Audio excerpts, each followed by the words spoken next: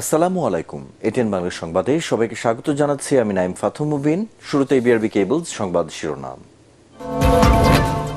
ভারত বিরোধিতার নামে আন্দোলনের ইস্যু বানিয়ে বিএনপি ভুল পথে হাঁটছে, মন্তব্য ওবায়দুল কাদেরের। তরুণদের আওয়ামী লীগে যোগ দেবার আহ্বান।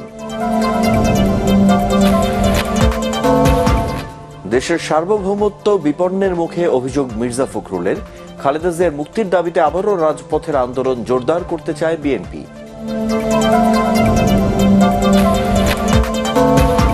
বন্যা বৃষ্টির অজুহাতে আবারও অস্থির রাজধানীর সবজির বাজার। আলুর মার্কেটে অভিযানের খবরে দোকান ছেড়ে পালালেন পাইকারি ব্যবসায়ীরা।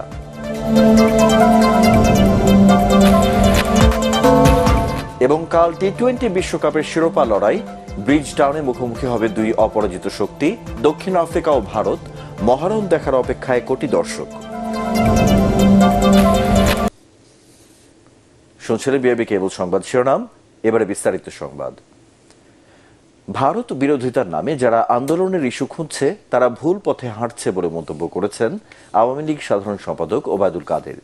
দলের ৭৫তম প্রতিষ্ঠা বার্ষিকী উপলক্ষে রাজধানীর মানিক মিয়া অ্যাভিনিউয়ে ঢাকা উত্তর সিটি কর্পোরেশনের সাইকেল র্যালি উদ্বোধন করে তিনি এই কথা বলেন। এ সময় তরুণদের আওয়ামী লীগে যোগ দেবার আহ্বান জানান দলের নেতারা। আরও জানাচ্ছেন মুস্তাফিজুর রহমান। আওয়ামী লীগের ৭৫ বছর পূর্তি উপলক্ষে তরুণদের সাইকেল র্যালির আয়োজন করে ঢাকা উত্তর সিটি কর্পোরেশন। এতে অংশ নেন নগরীর কয়েকশো তরুণ। র্যালির উদ্বোধনী অনুষ্ঠানে সাইকেল চালান আওয়ামী লীগের কেন্দ্রীয় নেতারাও। এর উদ্বোধন করেন দলের সাধারণ সম্পাদক ওবায়দুল কাদের। তরুণদের স্বতঃস্ফূর্ত অংশগ্রহণ ছিল চোখে পড়ার মতো। তার মানে তরুণরাও বঙ্গবন্ধুর আদর্শ নিয়ে, বঙ্গবন্ধু শেখ হাসিনার নেতৃত্বে যে স্মার্ট বাংলাদেশ বিনির্মাণের যে রাজনীতি, তার প্রতি সমর্থন জানিয়েছে। আওয়ামী লীগের আদর্শের মূল স্রোতধারার সাথে এক করে আগামীর বাংলাদেশকে নেতৃত্ব দেবে আজকের তরুণ প্রজন্ম।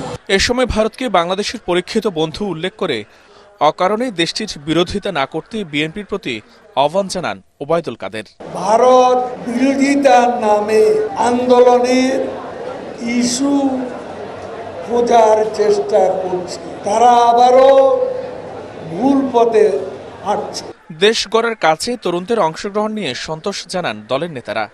বঙ্গবন্ধুর আদর্শে উজ্জীবিত হতে তাদের আওয়ামী লীগে যোগদানের আহ্বানও জানান তিনি। তরুণ সমাজকে বঙ্গবন্ধুর আদর্শে, শেখ হাসিনার নেতৃত্বে আওয়ামী লীগে যোগদানের আহ্বান জানান। সাইকেল র্যালিটি মানিক মিয়া অ্যাভিনিউ থেকে মিরপুর হয়ে ধানমন্ডি ৩২ নম্বরে গিয়ে শেষ হয়। পরে জাতির পিতার প্রতিকৃতিতে ফুল দিয়ে শ্রদ্ধা জানান তারা। মুস্তাফিজুর রহমান, এটিএন বাংলা, ঢাকা। বাংলাদেশের ভেতর দিয়ে ভারতের ট্রেন চলাচল নিয়ে মিথ্যা ও বানোয়ার প্রচারণা চালানো হচ্ছে বলে জানিয়েছেন পররাষ্ট্র মন্ত্রণালয় সম্পর্কিত সংসদীয় স্থায়ী কমিটির সভাপতি ডক্টর এ.কে আব্দুল মোমেন। আওয়ামী লীগের ৭৫তম প্রতিষ্ঠা বার্ষিকী নিয়ে সকালে জাতীয় প্রেস ক্লাবে আয়োজিত সেমিনারে তিনি কথা বলেন। মোমেন বলেন, সুসম্পর্ক ধরে রাখার কারণে শুধু ভারত নয়, বাংলাদেশও উপকৃত হচ্ছে। সেমিনারে অন্যান্যের মধ্যে চট্টগ্রাম মেডিকেল কলেজের উপাচার্য অধ্যাপক ডক্টর ইসমাইল খান, ফজলাতুন্নেসা মুজিব বিজ্ঞান ও প্রযুক্তি বিশ্ববিদ্যালয়ের উপাচার্য অধ্যাপক ডক্টর কামরুল আলম খান উপস্থিত ছিলেন।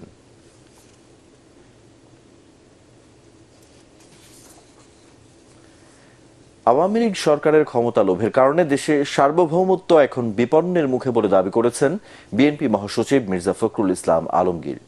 বিপ্লবী ওয়ার্কার্স পার্টির ২০তম প্রতিষ্ঠা বার্ষিকীর অনুষ্ঠানে তিনি বলেন, ক্ষমতাসীনরা শুধু গণতন্ত্র হরণ করেনি, দেশের অস্তিত্ব হুমকির মুখে ঠেলে দিয়েছে। দেশকে রক্ষায় সবাইকে এক হয়ে গণতান্ত্রিক অধিকার ফিরিয়ে আনার আহ্বান জানান মির্জা ফখরুল। এ সময় বিরোধী জোটের নেতারা দাবি করেন, অপকর্ম ও দুর্নীতির দায়ে আওয়ামী লীগ সরকারের ভিত এখন নড়বড়ে। মূল একটি লক্ষ্য, সেই লক্ষ্যটি হচ্ছে যে দেশে গণতান্ত্রিক যে অধিকার সেটাকে ফিরিয়ে নিয়ে আসা, আমাদের ভোটের অধিকারকে ফিরিয়ে নিয়ে আসা, একটা গণতান্ত্রিক রাষ্ট্র নির্মাণ করা। সেই লক্ষ্যে আমরা একসাথে কাজ করছি। আমি বিশ্বাস করি, শুধু আশা নয়, বিশ্বাস করি যে আমাদের এই আন্দোলন কখনো ব্যর্থ হবে না। আমাদের এই আন্দোলনে আমরা অবশ্যই সফল হব, কারণ জনগণের পক্ষের যে আন্দোলন, সত্যের পক্ষের যে আন্দোলন, ন্যায়ের পক্ষের যে আন্দোলন, রাষ্ট্রকে রক্ষা করবার যে আন্দোলন, সমাজকে রক্ষা করবার যে আন্দোলন, এটা কখনো ব্যর্থ হতে পারে না। বেগম খালেদা জিয়ার মুক্তির ইস্যুকে কেন্দ্র করে আবারও নেতাকর্মীদের উজ্জীবিত করে রাজপথের আন্দোলন জোরদার করতে চায় বিএনপি। দলের সিনিয়র নেতারা জানান, ভারতের সাথে অসম চুক্তি, দুর্নীতি, দ্রব্যমূল্যের ঊর্ধ্বগতির মতো ইস্যুতে নানা কর্মসূচি দিয়ে সরকারকে চাপে রাখতে চান তারা। এটিএন বাংলাকে তারা জানান, আন্দোলনের পাশাপাশি বিএনপি ও অঙ্গ সংগঠনগুলো পুনর্গঠনের প্রক্রিয়াও চলবে। মইনুল হাসানের রিপোর্ট। দীর্ঘদিন পর দলীয় প্রধান বেগম খালেদা জিয়ার মুক্তির দাবিতে রাজপথে নামছে বিএনপি। এরই মধ্যে মহানগর জেলা পর্যায়ে সমাবেশের কর্মসূচিও ঘোষণা করা হয়েছে। বেগম জিয়ার মুক্তির দাবিতে কার্যকর আন্দোলন গড়ে তুলতে না পারায় হাইকমান্ডের উপর ক্ষোভ রয়েছে বিএনপির তৃণমূল নেতাকর্মী সমর্থকদের মধ্যে। সরকার পতন আন্দোলনের ব্যর্থতা, মামলা, গ্রেফতারে বিপর্যস্ত নেতাকর্মীদের আবারও রাজপথে সক্রিয় করতে তাই চেয়ারপারসনের মুক্তির দাবিতে সোচ্চার হওয়ার পথে হাঁটছেন নীতি নির্ধারকরা। আমাদের প্রত্যেকটা উপজেলা, পৌরসভা, ইউনিয়ন, জেলা, বিভাগ শক্তিশালী রূপ নিচ্ছে। আমরা আবার পুরো দমে সরকার বিরোধী অর্থাৎ সরকারের কর্মকাণ্ডের বিরুদ্ধে আন্দোলনের প্রস্তুতি নিচ্ছি। যে দেশনেত্রীর নিঃশর্ত মুক্তি এই মুহূর্তে সবচেয়ে বড় জরুরি। আজকের যে দেশবিরোধী যে চুক্তি, আজকে দেশের প্রতি যে অবিচার করছেন শেখ হাসিনা, জোর করে ক্ষমতা দখল করে এখান থেকে পরিত্রাণের জন্য যে সংগ্রাম, সে সংগ্রামের যে প্রতীক দেশনেত্রী বেগম খালেদা জিয়া। সেই সাথে দল পুনর্গঠনকেও সমানভাবে গুরুত্ব দিচ্ছে বিএনপির হাইকমান্ড। এরই মধ্যে ভেঙে দেয়া হয়েছে ঢাকা, চট্টগ্রাম, বরিশাল মহানগর বিএনপি ও যুবদল কেন্দ্রীয় কমিটি। বিলুপ্ত ও মেয়াদোত্তীর্ণ কমিটি পুনর্গঠন দ্রুতই শেষ হবে বলে জানান সিনিয়র নেতারা। কিছু ঘুণে ধরা আমরা নেতা আছি বা যারা পদে আছি, তারা আসলে ঘুণে ধরে গেছে। তাদেরকে সরিয়ে যদি নতুনকে আনা হয়, নতুন প্রজন্মকে আনা হয়, আমি এটাকে স্বাগত জানাই। কমিটি তো একটা সংগঠনের, বৃহত্তর সংগঠনের ইঞ্জিনের মতো। তো ইঞ্জিন যদি সংগঠনের সাথে জোড়া না লাগে, তো এটা তো চলমান হবে না, প্রবাহমান হবে না। তো সুতরাং খুব শীঘ্রই কমিটিগুলো দেওয়া হবে। তবে নানা কারণে বৈরী পরিস্থিতিতে সহসাই দলের জাতীয় কাউন্সিল করা সম্ভব হবে না বলেও মনে করেন তারা। মইনুল হাসান, এটিএন বাংলা, ঢাকা। উচ্চশিক্ষা লাভ করে শুধু নিজের জন্য নয়, দেশ, সমাজ ও বিশ্ব মানবতার সেবায় আত্মনিয়োগ করতে তরুণ গ্র্যাজুয়েটদের প্রতি আহ্বান জানিয়েছেন পররাষ্ট্রমন্ত্রী ডক্টর হাসান মাহমুদ। গাজীপুরে ইসলামিক ইউনিভার্সিটি অফ টেকনোলজি IUTর 36তম সমাবর্তন অনুষ্ঠানে যোগ দিয়ে তিনি কথা বলেন। তার মতে, মুসলিম দেশগুলো আরও ঐক্যবদ্ধ থাকলে গাজায় মানবিক বিপর্যয় এবং মিয়ানমারে রোহিঙ্গাদের উপর নির্যাতন রোধ করা যেত। চলমান সংঘাত বন্ধে ও বিশ্বে শান্তি ফেরাতে শিক্ষিত তরুণ সমাজকে এগিয়ে আসার আহ্বান জানান doctor Hasan Mahmud. You should work to establish brotherhood among the Muslim Ummah. Also, you should work to establish life, love, sympathy and honor across the faith and race. And thereby, we can make our world a better world in future. বন্যা বৃষ্টির অজুহাতে রাজধানীর সবজির বাজার আবারও অস্থির হয়ে উঠেছে। দু একটি সবজি ছাড়া বেশিরভাগই বিক্রি হচ্ছে কেজি প্রতি 80 টাকার বেশি দামে। টমেটো আর গাজর কিনতে হচ্ছে 150 টাকায়। এদিকে আলুর বাজারে অভিযানের খবরে দোকান ছেড়ে পালিয়েছেন পাইকারি ব্যবসায়ীরা। এছাড়া চড়া ডিম ও পেঁয়াজের দাম। বিস্তারিত আদ্দিন সজীবের রিপোর্টে। ক্রেতারা খুঁজছে আলুর দোকানিকে। একটি দুটি দোকান নয়, ছুটির দিনে রাজধানীর কাউরান বাজারে আলুর আড়তে পাইকারি ব্যবসায়ীরা হঠাৎ উধাও। আপনারা ক্যামেরাওয়ালারা আইছেন, ওখানে আলুর কোনো মাহাজন না, আমরা আলু কিনতে পারতাছি না। এগুলো লোকের মাহাজন বসিয়ে থাকলে এগুলো দেখেন না, আলু কিনতে পারতেছি না। দোকানদার নাই এখানে? না, পাইতেছি না। তো কতক্ষণ ধরে? এই তো 5-7 মিনিট। হঠাৎ করে কই গেল? কোথাও কাস্টমার তো আমি, বিক্রেতা তো নাই। আমি তো দেখতেছি না, একজনও নাই। দেখেন প্রতিটা জায়গায় ফাঁকা। কোনো ডিপ্লোমেসি না থাকলে সেক্ষেত্রে তো সে দোকানদার থাকবে, দোকান ফালাই যাবে কেন? বিভিন্ন সময়ে সাংবাদিকদের উপস্থিতি কিংবা সরকারি সংস্থাগুলোর অভিযানের খবরে বিক্রেতাদের পালিয়ে যাওয়ার ঘটনা পুরনো। আলু তো আমরা দেখলাম পাইকারি 45 টাকা পেয়েছি, সাদাটা লালটা দুটোই পাইকারিতে 45 টাকা কেজি পেয়েছি। ভোক্তা অধিকার সংরক্ষণ অধিদপ্তরের ভাষায় আলুর দাম কিছুটা নেমেছে, কেজি প্রতি ৪৫ টাকা, যদিও ব্যবসায়ীদের তথ্য ভিন্ন। পাইকারিতে কেজি প্রতি ৫২ থেকে ৫৬ টাকা পর্যন্ত। ৪৫ টাকা দিন খাই, তার মধ্যে খাইবা অর্ধেক খালাই দিব এই আলুটি। তাহলে ৪৫ টাকার তথ্য কোথা থেকে আসলো? ওটি আলু না। তবে বন্যা বৃষ্টির অজুহাতে সবজির বাজার আবারও নিয়ন্ত্রণের বাইরে চলে যাচ্ছে। করলা, বেগুন, বরবটির কেজি ৮০ টাকা বা তারও বেশি। টমেটো, গাজর ১৫০ থেকে ১৬০ টাকা কেজি। করলা এবং উস্তা হলে আপনার হলো ১০০ থেকে ১১০ টাকা কেজি। বৃষ্টি মালের আমদানি একটু কম, এদের আগে যেমন আমদানি বেশি ভরপুর ছিল, এরপর থেকে মালের আমদানি একটু কম। মনে হচ্ছে অস্বাভাবিকভাবেই বেড়ে গেছে। এখন এইটা ওনারা কজ দেখাচ্ছে, চারদিকে বৃষ্টিতে বন্যা হয়ে সব সবজি দিয়ে নষ্ট হয়ে যাচ্ছে। সব কিছুতে দাম বেশি, আজকে একদম দিয়ে কিনবেন, কালকে এসে আর একদম পাবেন। এখনো চড়া ডিমের দাম ডজন ১৪৫ টাকা। ব্রয়লার মুরগি কেজি প্রতি কিনতে হচ্ছে ১৭০ টাকায়। আদ্দিন সজীব, এটিএন বাংলা, ঢাকা। আন্তর্জাতিক মানদণ্ড না মেনেই বেশিরভাগ জাহাজ সমুদ্র পথে চলাচল করছে বলে অভিযোগ করেছেন নাবিকরা। নিরাপত্তার জন্য আর্মড ফোর্সের সহায়তা নেওয়ার পরামর্শ সমুদ্র পরিবহন অধিদপ্তরের কর্মকর্তাদের। পরিস্থিতি মোকাবেলায় সক্ষম করে তুলতে নাবিকদের প্রশিক্ষণ দেওয়া হবে বলে জানিয়েছেন সংস্থাটির মহাপরিচালক। মিজান শাহজাহানের রিপোর্ট। ১২ই মার্চ সোমালিয়ান জলদস্যুদের কবলে পড়ে বাংলাদেশের পতাকাবাহী জাহাজ এমবি আবদুল্লাহ।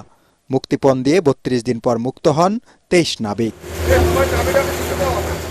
সরকারি ৮টি সহ শখানেক বাংলাদেশি জাহাজ আন্তর্জাতিক নৌপথে পণ্য আনা নেওয়া করে। এমবি আবদুল্লাহর নাবিক এবং তাদের পরিবারের সদস্যদের আতঙ্ক কেটে গেলেও আন্তর্জাতিক নৌরুট কি নিরাপদ হয়েছে?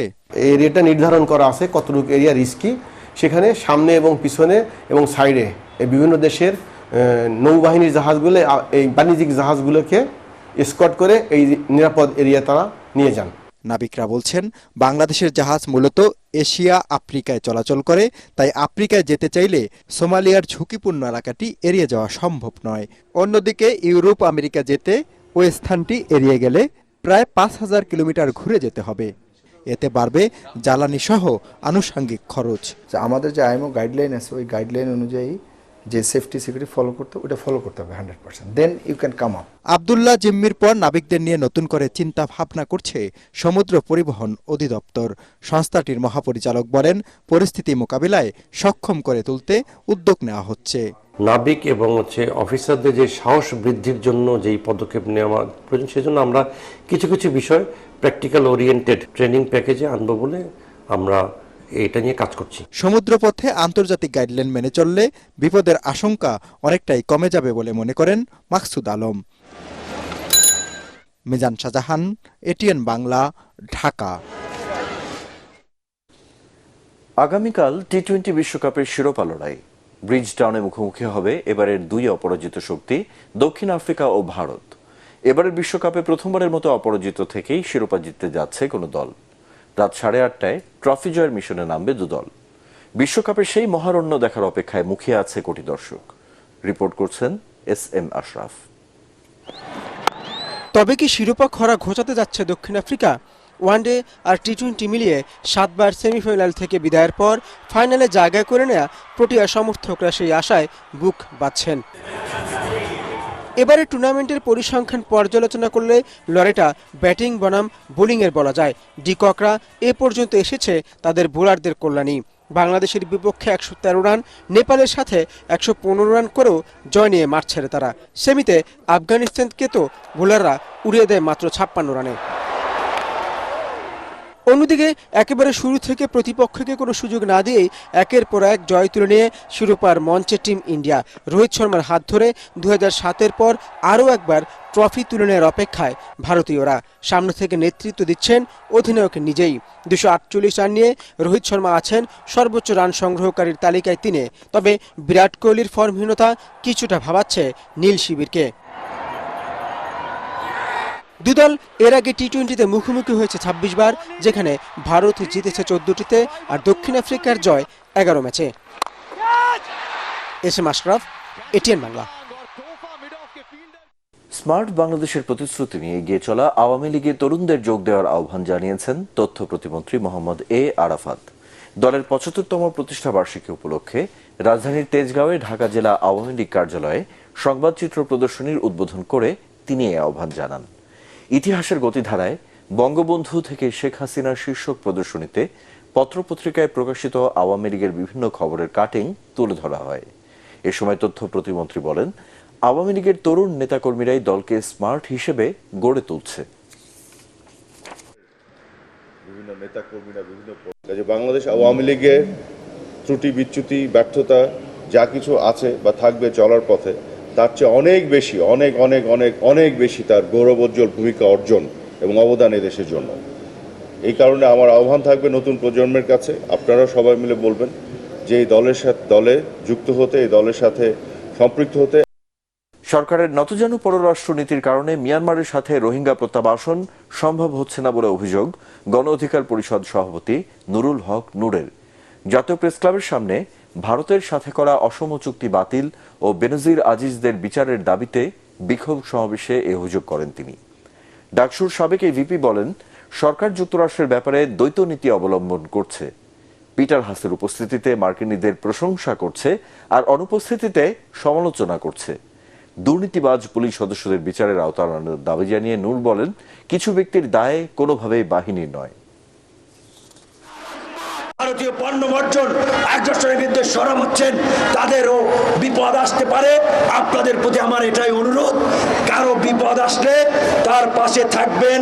কেউ নিখোঁজ হলে সরাসরি ভারতীয় এমবেসি ঘেরাও করে এমবেসিতে গিয়ে খোঁজ দিবেন ও এমবেসির মধ্যে আছে কিনা। এবারে আল আরাফা ইসলামী ব্যাংক অর্থ সংবাদ।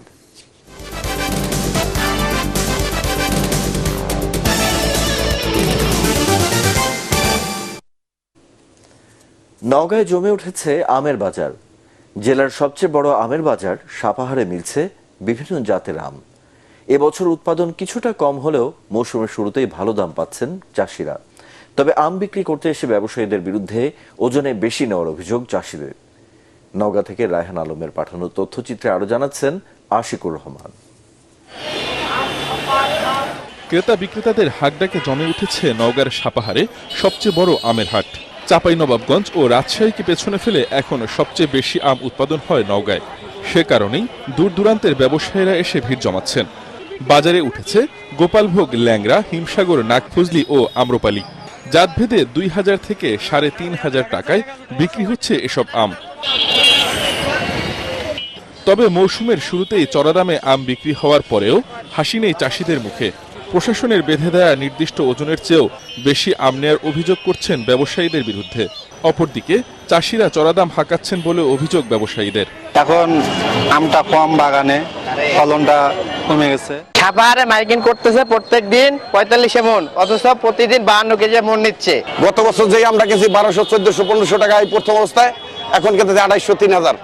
নির্ধারিত ওজনের চেয়ে কেউ বেশি আম নিলে তাদের বিরুদ্ধে ব্যবস্থা নেওয়া হবে বলে জানালেন জেলা প্রশাসক। যে কোনো ব্যবসায়ী যদি কৃষকের কাছ থেকে জোরপূর্বক এই বেঁধে দেওয়ার ওজনের বেশি আম নেয়, তাহলে আমরা মোবাইল কোর্ট করব এবং ব্যবসায়ীদেরকে শাস্তি দেব।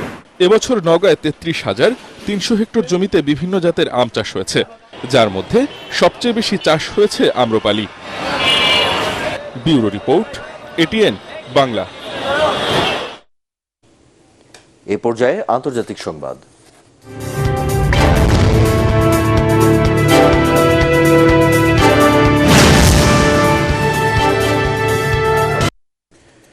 4 বছর পর বিতর্কে মুখোমুখি হলেন যুক্তরাষ্ট্রের প্রেসিডেন্ট জো বাইডেন ও সাবেক প্রেসিডেন্ট ডোনাল্ড ট্রাম্প। বাংলাদেশ সময় শুক্রবার সকাল 7টার দিকে CNN এর অ্যাটলান্টা স্টুডিওতে এই বিতর্ক অনুষ্ঠিত হয়। নভেম্বরের প্রেসিডেন্ট নির্বাচনের আগে এই বিতর্কে নানা প্রশ্নের মুখোমুখি হন এই দুই নেতা। বিতর্কে গাজায় চলমান যুদ্ধ নিয়ে হামাজের উপর দোষ চাপালেন বাইডেন। অপরদিকে নির্বাচিত হলে ইউক্রেন যুদ্ধ বন্ধ করার আশ্বাস দেন ট্রাম্প। আসিফুর রহমান সাগরের রিপোর্ট। বিতর্কের শুরু থেকে দুই নেতার মাঝে উত্তেজনা ছড়িয়ে পড়ে। মঞ্চে উঠে প্রথা অনুসারে করমর্দন করেনি ডেমোক্র্যাট প্রার্থী জো বাইডেন ও তার রিপাবলিকান প্রতিদ্বন্দ্বী ডোনাল্ড ট্রাম্প। 2020 সালের প্রেসিডেন্ট নির্বাচনের বিতর্কেও কোভিড-19 বিধিনিষেধের কারণে করমর্দন করা থেকে বিরত ছিলেন দুজন। বিতর্কের আয়োজন করে CNN ও ABC চ্যানেল। বাংলাদেশ সময় শুক্রবার সকাল 7টায় প্রথম এ মুখোমুখি বিতর্কে অংশ নেন বাইডেন ও Trump. He in fact didn't do it at all. He wasn't able to get it done, and they've lost thousands and thousands of troops. বিতর্ক শুরু হওয়ার প্রায় সাথে সাথেই বাইডেনকে প্রশ্ন করা হয় হামাস ও ইসরায়েল যুদ্ধ শেষ করতে তিনি কি করবেন। উত্তরে ইসরায়েলের প্রতি তার জোরালো সমর্থন জানান বাইডেন। একমাত্র হামাসই এই যুদ্ধের শেষ চায় না, হামাসকে নির্মূল করতে হবে। ইউক্রেন যুদ্ধ ইস্যুতে জো বাইডেন রাশিয়ার প্রেসিডেন্ট ভ্লাদিমির পুতিনকে যুদ্ধাপরাধী উল্লেখ করে আবারও পুরনো সোভিয়েত ইউনিয়ন তিনি ফিরিয়ে আনতে চান বলে অভিযোগ তোলেন। ইউক্রেন যুদ্ধে পুতিনের শর্ত প্রসঙ্গে ট্রাম্পকে প্রশ্ন করা হলে তিনি তা এড়িয়ে যান। দ্বিতীয়বার প্রশ্ন করা হলে উত্তরে তিনি পুতিনের শর্ত গ্রহণযোগ্য নয় বলে জানান। সেই সঙ্গে তিনি প্রেসিডেন্ট হলে এ যুদ্ধ বন্ধ করবেন বলে উল্লেখ করেন। তবে কিভাবে তা জানাননি ট্রাম্প। অর্থনীতি ইস্যুর পর একে একে গর্ভপাত অধিকার, কর, স্বাস্থ্যসেবা এবং আফগানিস্তান থেকে সেনা প্রত্যাহার নিয়ে বিতর্কে জড়ান বাইডেন ও ট্রাম্প। অভিবাসন নিয়ে সাবেক মার্কিন প্রেসিডেন্ট ট্রাম্পের সরকারের পদক্ষেপের সমালোচনা করেন বাইডেন। বলেন, ট্রাম্পের আমলে এমন একটি পরিস্থিতি দেখা যায় যেখানে অভিবাসন প্রত্যাশী মায়েদের কাছ থেকে তাদের শিশুদের নিয়ে যাচ্ছিলেন ট্রাম্প, পরিবারগুলোকে আলাদা করে ফেলছিলেন। উত্তরে নিজের অবস্থান ব্যাখ্যা করেন ট্রাম্প। আমরা মানুষের মৃত্যু চাই না, সে কারণে এই জনবান্ধব নিয়ম করা হয়েছিল। এবার টেলিভিশন স্টুডিওতে বিতর্কটি অনুষ্ঠিত হয়। আগের বিতর্কগুলোতে দর্শকদের উপস্থিতি থাকলেও এবার তা হয়নি, ফলে দর্শকদের প্রতিক্রিয়া সরাসরি দেখার সুযোগ ছিল না এই বিতর্ক অনুষ্ঠানে। আসিফুর রহমান সাগর, এটিএন বাংলা। যমুনার পানি কমে আসার সাথে সাথে জামালপুরের মাদারগঞ্জে দেখা দিয়েছে নদী ভাঙন। গত এক সপ্তাহে নদীগর্ভে বিলীন হয়েছে পাকরুল গ্রামের শতাধিক বসত ভিটা সহ ফসলি জমি। ঝুঁকিতে রয়েছে নদী তীরবর্তী ফসলের মাঠ, জনবসতি। স্থানীয়দের অভিযোগ, বাঁধ না থাকায় প্রতি বছরই নদী ভাঙনে নিঃস্ব হচ্ছে শত শত পরিবার। জামালপুর থেকে লুৎফর রহমানের রিপোর্ট, জানাচ্ছেন আসিফুর রহমান সাগর। যমুনার ভাঙনে বিলীন হচ্ছে জামালপুরের গ্রামের পর গ্রাম। পানি হ্রাস পাওয়ার সাথে সাথে ভাঙনের তীব্রতা আরও বেড়েছে। প্রতিনিয়ত নদীর পাড় ভেঙে আছড়ে পড়ছে যমুনার বুকে। নদীর গর্ভে হারিয়ে যাচ্ছে যমুনা তীরবর্তী শত শত পরিবারের স্বপ্ন। মাদারগঞ্জ উপজেলার চর পাকেরদহ ইউনিয়নের পাকরুল এলাকা চলে গেছে যমুনার গর্ভে। বসত ভিটা হারানো পরিবারগুলোর কারো কারো ঠাঁই হয়েছে খোলা আকাশের নিচে। যদি ভাঙ্গে খুব অভাবী ইয়াত পেরে আছি, দেহার মতো কেউ দেহে না, খুব কষ্ট। এই যমুনা নদী অনেক বসত বাড়ি ভাঙে নিছে, স্কুল আছিল, মাদ্রাসা আছিল, সবকিছু আঙ্গুর ভেঙে নিছে। যার নদী বাড়ি ভাঙছে সেই কিন্তু বেদনা জানে, অন্য কেউ জানে না ভাই। ক্ষতিগ্রস্তরা জানান, নদীর পাড় রক্ষায় স্থায়ী বাঁধ নির্মাণ না করায় প্রতি বছর পাকরুল এলাকার মানুষ নদী ভাঙনের শিকার হচ্ছেন। ভাঙন ঠেকাতে তাই দ্রুত বাঁধ নির্মাণের দাবি ক্ষতিগ্রস্তদের। সরকারের থেকে উন্নতি জানাই, নদীটা বেরি বান্ধে সারাঙ্গের মনে করি জায়গা যে এটা ভাঙ্গা কত দূর যাবো এখন নির্ধারিত নেই। এই যে পানি বলবো আবার ভাঙবো, এই ভাঙ্গন আর আমার ঘর পড়া একসাথে হবো। এখন বস্তা 2 জায়গা আসে, যদি ফেলাই 100 নিয়ে 500। ভালোভাবে একটা পাইলিং দিলে আমাদের খুবই উপকার হতো এবং আমরা এখানে স্থায়ীভাবে বসবাস করতে পারতাম। জামালপুর পানি উন্নয়ন বোর্ড জানায়, চর পাকরুল এলাকায় ভাঙন প্রতিরোধে স্থায়ী বাঁধ নির্মাণে একটি প্রকল্প হাতে নেওয়া হয়েছে। প্রকল্পটি অনুমোদন হলে দ্রুত কাজ শুরু করা হবে। যমুনা নদীর ভাঙন হতে রক্ষার্থে আমরা ইতিমধ্যে একটি প্রকল্প দাখিল করেছি। এই প্রকল্পটি অনুমোদন হলে আমরা এই এলাকায় 1500 মিটার অংশে স্থায়ী তীরবর্তী রক্ষা কাজ করতে পারব। যমুনার ভাঙন প্রতিরোধে সরকার দ্রুত পদক্ষেপ নেবে এমন প্রত্যাশা নদী তীরবর্তী মানুষের। Bureau report, ATN Bangla. এ পর্যায়ে পার্টেক্স খেলার খবর।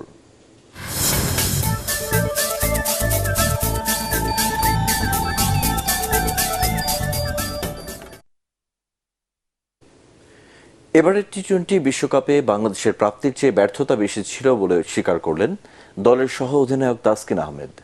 বিশ্বকাপের ব্যর্থ মিশন শেষে দেশে ফিরে সকালে বিমানবন্দরে টাইগার পেসার বলেন, দীর্ঘ 10 বছরের ক্যারিয়ারে এমন ধারাবাহিক ব্যাটিং ব্যর্থতা এর আগে তিনি কখনো দেখেননি। আরো জানাচ্ছেন মুশফিকুর রহমান।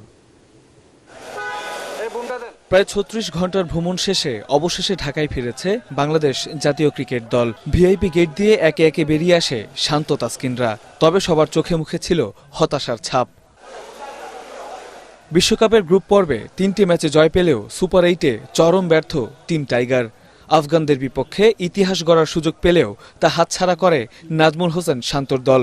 পুরো আসরে টপ অর্ডার ছিল অধারাবাহিক। বাংলাদেশের সহ অধিনায়কও স্বীকার করেন নিজেদের ব্যর্থতা। কয়েকটা ম্যাচ আমাদের হয়তো জেতার কথা ছিল বা সেই অনুযায়ী পারেনি, আর স্পেশালি লাস্ট ম্যাচটা যেটা ওটা 12 ওভার 1 বলে আমাদের সবারই প্ল্যান ছিল চেস করার, এবং আমরা সেই ইন্টেন্ট নিয়েই খেলা শুরু করেছিলাম। তারপর ওটাও ট্রাই করে আমরা পারিনি আনফর্চুনেটলি, কিন্তু কি করার, সামনে আগে যেতে।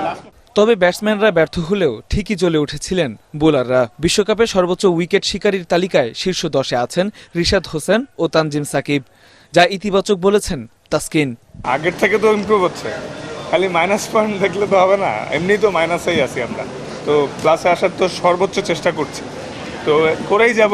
এবং আপনারা হতাশ হচ্ছেন স্বাভাবিক, আবার আমরাও আপনাদেরকে ইনশাল্লাহ ভালো জয় উপহার দিব। তবে দলের সাথে একই বহরে আসেননি সৌম্য সরকার ও লিটন দাস। এছাড়া কোচিং স্টাফদের সদস্যরাও যে যার মতো ছুটিতে গিয়েছেন। আগামী আগস্টে পাকিস্তান সফরের 2টি টেস্ট দিয়ে আন্তর্জাতিক ক্রিকেটে ফিরবে বাংলাদেশ দল। মুশফিকুর রহমান, এটিএন বাংলা, ঢাকা। ঢাকার ধামরাইয়ে শেষ হলো ইউএনও গোল্ড কাপ ফুটবল টুর্নামেন্টের ফাইনাল খেলা। বিকেলে ধামরাইয়ের হার্ডিঞ্জ উচ্চ বিদ্যালয় মাঠে আয়োজিত ফাইনাল খেলায় সোমভাগ ইউনিয়নকে টাইব্রেকারে 4-3 গোলে হারিয়ে চ্যাম্পিয়ন হয় বালিয়া ইউনিয়ন। খেলা শেষে বিজয়ী ও রানার আপ দলকে নগদ টাকা ও ট্রফি তুলে দেন স্বরাষ্ট্র মন্ত্রণালয় সম্পর্কিত সংসদীয় স্থায়ী কমিটির সভাপতি সংসদ সদস্য বেনজির আহমেদ। এ সময় ধামরাই উপজেলা পরিষদ চেয়ারম্যান আব্দুল লতিফ, ইউএনও খান মোহাম্মদ আবদুল্লাহ আল মামুন উপস্থিত ছিলেন।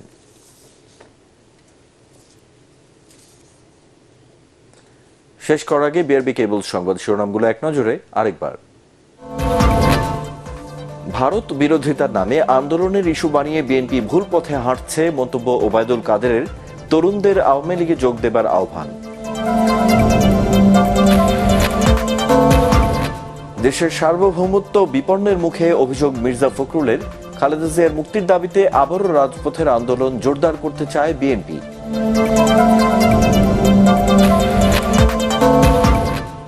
বৃষ্টি বন্যার অজুহাতে আবারও অস্থির রাজধানীর সবজির বাজার। আলুর মার্কেটে অভিযানের খবরে দোকান ছেড়ে পালালেন পাইকারি ব্যবসায়ীরা।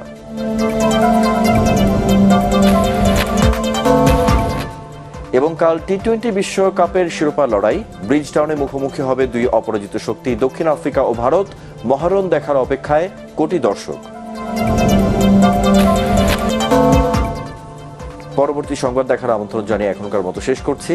এটিএন বাংলার সংবাদ ইউটিউবে দেখতে ব্রাউজ করুন youtube/এটিএন বাংলা নিউজ। ধন্যবাদ।